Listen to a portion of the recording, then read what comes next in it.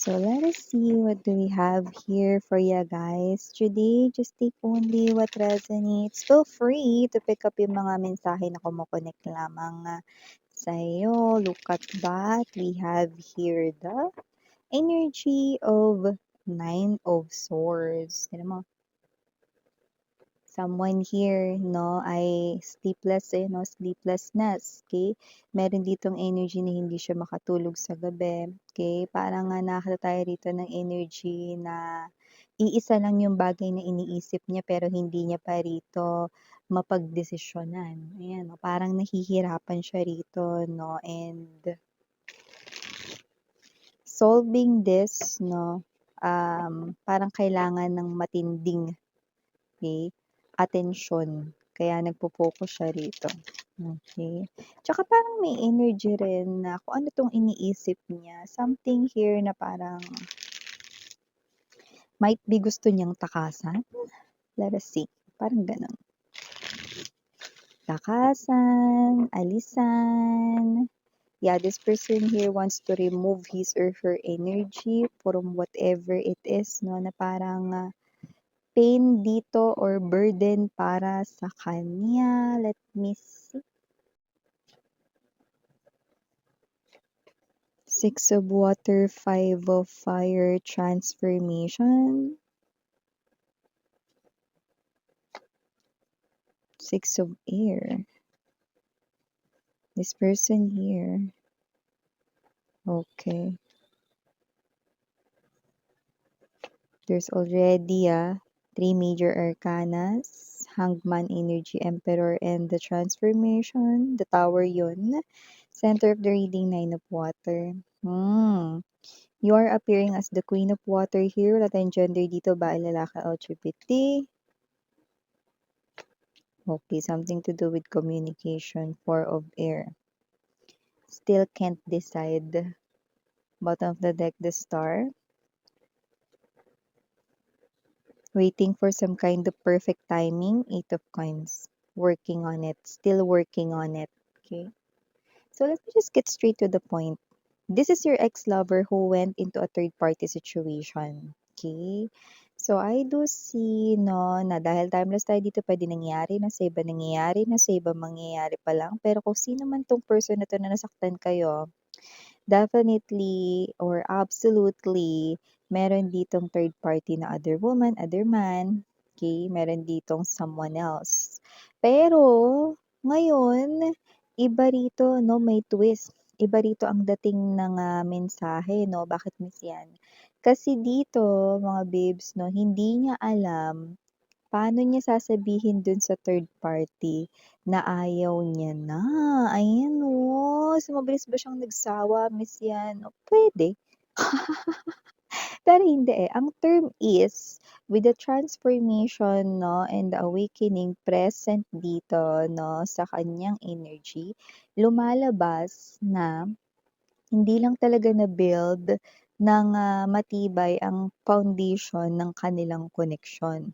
That's why mabilis rito na nawala yung kanya rito, no, na pagkahumaling with the third party, no? And siya ito na hindi naman sa ayaw niyang saktan yung feelings ng tao na yon, okay, mga babes, no? Kundi nakikita ko rito na etong person na 'to, yeah, hindi niya gustong saktan yung loob nung person na yun, hindi dahil mahal niya ha, kaya siya nagiging concern sa mararamdaman nun 'no, kundi ayaw niya lang dito na maapektuhan yung image niya. Kasi 'di ba, isipin ninyo 'no, tignan mo, akala mo pinoprotektahan niya yung third party na kasi baka hindi masaktan ba miss yan, yung third party, kung makikipaghiwalay na siya doon, yan 'no. Hindi yun, eh. Pinoprotektahan ng person mo, your person ay embodying the Emperor's energy, pinoprotektahan niya ang sarili niya, ay go. Kasi halo-halo na dito yung energy. May energy rito na yung iba, kailan lang sila nagkaroon ng third party pero tingnan mo, gusto na nila umalis, gusto na nila rito na umiskip sa relationship, tapusin na yun, 'di ba? So, yun eh, maaaring makasira sa kanila ritong name or pangalan, no? Ay, yung person pala na yun, hindi pala yun faithful talaga kasi yung third party iniwan din niya, you know, ayaw niyang madungisan yung name niya. Importante pa ba yun, Miss Yan? Importante para sa ego niya with the Emperor's energy. Importante para sa pride niya, yan. So, I do see, okay, na even though yung pride at ego, no, ay very evident dito, lumalabas din kasi mga babes, so, na namimiss kayo nitong tao na to. Mm. Okay, nami-miss niya kayo rito 'no, that's why sumasagi kayo sa isipan niya 'no, kaya nako-consider niya rin na it is because of you, that's why gusto niya na ring umalis dito sa relationship na 'to 'no, especially kung alam niya sa sarili niya na puwede pa siyang bumalik or may babalikan pa siya, yun ang akala niya, Miss yan. O sa bago natin pag-usapan itong reading ninyo, batiin muna natin everybody. Hi and hello there everyone. My name is Yan. Welcome new subscribers. At training is buyers. Thank you sa inyo walang sawang love and support for me. Continue pa knows. Meron pa tayong isa pang channel. Link down below lang sa ating description box. So if interesado, click lang yan para makarating kayo there. And everyday nag-upload tayo ng collective readings for all signs to on. Ito natin gender dito ba lalaki LGBT And timeless ito pwede nangyari na sa iba nangyayari na sa iba ay mangyayari pa lang. But here, malinaw na kung sino man 'tong energy na 'to, okey, hindi niya alam kung paano ito tatapusin pero gusto niya ng tapusin, 'yan o, 5 of fire energy. Hindi makapagdesisyon na kung ano dito ang dapat gawin. I'm seeing this wands right in here, communication. Ay pansamantalang naka-pause, temporary pause with the 4 of air energy, okay. Naglalaan pa siya rito ng time, still working on it kasi ayaw niya rito 'no na what's this, masira yung kanyang name 'no. Kasi kung iiwanan niya na ngayon yung third party kailangan magsabi siya rito ng magandang dahilan na yung sounds like acceptable. Sa third party ano, para hindi rito madungisan yung pangalan niya, para hindi siya rito 'di ba, kung makapagprotekta naman ng imahe akala mo naman 'no, isa siya ritong public figure. Kasi nakikita ko rito itong person ninyo mga babes 'no, ay may energy rito ng, mas importante 'no, yung kanyang sarili 'no, nagiging selfish siya ngayon. This person here ay only concerned sa kanyang self 'no, kasi kahit na naiisip ka niya rito, hindi ko pa nakikitang, babalik siya sa'yo 'no. This could be nagsisimula pa lang, starting pa lang 'no, na mag-come to light yung mga bagay-bagay because there's this awakening. It's the start or the beginning of this, transformation or changes, but not yet fully, you know, kumbaga sa baby not fully developed pa, 'di ba? Pero soon, okay, it will. So I do see that ang fully developed na nakikita natin dito ay ang kanyang strong na kagustuhan na gusto niya ng hiwalayan yung isa, 'yan. Pero hindi niya alam paano niya sasabihin. Pero hindi niya pinoprotektahan yung taong iyon or yung third party na masaktan kundi yung sarili. Kasi paano 'pag pinagkalat ng third party na, "Alam mo sa pagkasama namin 'yan, yang tao na 'yan ganito, ganyan siya." 'Yan 'no. Ayaw niya dito mga babes 'no na makalat yung ganitong klase 'no ng, maaaring maging negatibo yung epekto sa kanya, okey. Pero kung ano man yun, maaaring totoo yung kumalat na yun 'no. Like let's say hindi lang yung tungkol dun kundi pati yung naging behaviors niya. Like let's say example lang 'no, kunwari makalat siya, pati yun. Mababanggit 'no, ay naku yung tao na yan di marunong maghugas ng pinggan, iniiwanan niya lang dun. Tapos ganito ganyan pa siya, ayan 'no. So whatever the case may be, kung ano yung babanggitin ng third party na maaaring kumalat, lahat yun ay totoo. Kaya alam niya 'no na dapat ay maging maingat siya dito 'no. Kasi ewan ko ha, may hindi talkative, parang bungangera yung third party. Babae, lalaki, LGBT, just take only what resonates, 'no? So ngayon gusto niya matupad yung wish niya kaya ito ang center ng reading, Nine of Water, okay. That is the Nine of Cups energy. Gusto niya matupad yung wish niya rito 'no, na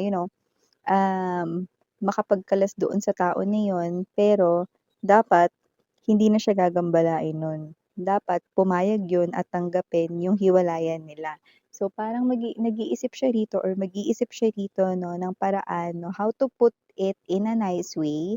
Paano yung mga words na gagamitin, ano yung dahilan na parang mas gagawin niya pang mas softer or yung sounds like na parang, hindi magiging dehado 'no, yung third party 'no. Alam niya na, nasa introduction ng kanyang sasabihin.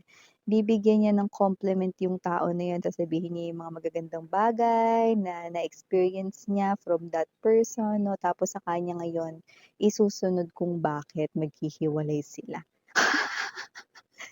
Kakaloka yung gano'n 'no, yung parang pabitin pa 'di ba? Pupurihin ka muna sa umpisa tapos 'pag malapit na sa dulo may twist pala 'di ba, makikipaghiwalay pala. Yun kasi yung gusto niya ritong mangyari 'no. But yeah, your person here 'no, medyo may pagkamagaling siyang umacting, kasi nakita natin dito na, kahit na nagpapakita siya rito 'no ng, deceit or, pag-cheat sa inyo 'no, ang lupit kung paano niya rito alagaan yung sarili niya 'no, ibang level 'no, yung pagprotekta niya sa sarili niya 'no, selfish siya 'to.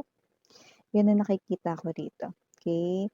Kailangan nito ng matinding bugbog sa universe ng mga spiritual lessons kasi kailangan niya rito mahubog, okey, kung paano rito 'no, mag-move sa life, hindi lang sa love life, 'yan 'no. Kasi parang medyo yung paniniwala niya tagilid. We're not talking about religion, no? I'm talking about this person's character, behavior, personality na hindi talaga, ibang level, no? Hindi yung way na maaaring marespeto ka, no? Or whatsoever, no? This person here ay maraming flaws, okay? Yeah, I know, nobody's perfect. Pero siya kasi rito, yung mga flaws na nakikita ko rito, no? Instead of um, making this na parang maging strength niya 'no or using this para mas mag-improve, parang mas gusto niya pa 'no na itong, klase ng flaws na ito 'no ay, what's this, niyayakap niya pa 'no in a negative way, yun yung nakikita ko dito. Tsaka hindi maganda yung parang puro sarili yung iniisip 'no. Kasi dito nakikita ko sarili niya yung iniisip niya pero pagmumukhain niya na concern siya sa iba. Eh, hindi na 'to bago sa'yo lumbas dito. Kasi with this 8 of Fire energy and the 7 of Earth matagal mo ring nakasama yang tao na yan, kilala mo siya rito so alam mo rin talaga 'no na ganyan yung ugali niya rito 'no, na parang kunwari paparamdam niya sa'yo rito 'no na concerned siya sa'yo 'no. Kumbaga kunwari may nagawa siya ritong hindi okey para sa'yo, pero 'pag nagsalita na siya, when this person here na starts to speak, parang bigla mong maiisip, "Hala, may gano'n palang dahilan yun?" Na parang mapapaisip ka pa, "Ako ba yung mali dun?" Because this person here knows how to twist his or her words, that's why.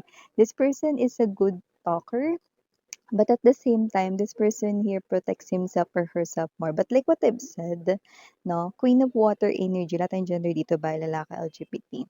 This person here starts to recognize you. Pero sa ngayon, hindi ko pa siya nakikitang babalik kasi dahil nagsisimula pa lang ang lahat. Pero this person here will soon, okay, made-develop ito na pagka-miss rito sa'yo, no, up until magkakaroon rito ng unti-unti na parang maiisip niya rito, no, na kausapin ka ulit.